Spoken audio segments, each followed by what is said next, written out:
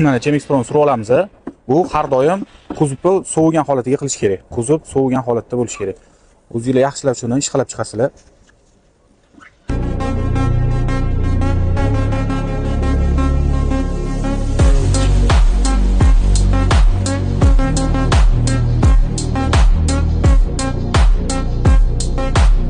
Endi shu polirovka bo'lgan joyini mikrofibra lattada, toza lattada dumaloq tarzda artib chiqasizlar.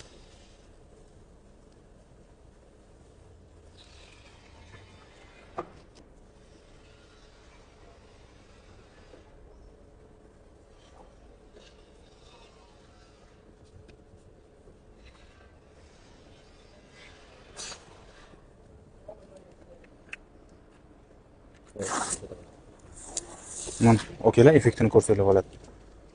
Polirovka qilinmagan joyi, polirovka qilingan joyi.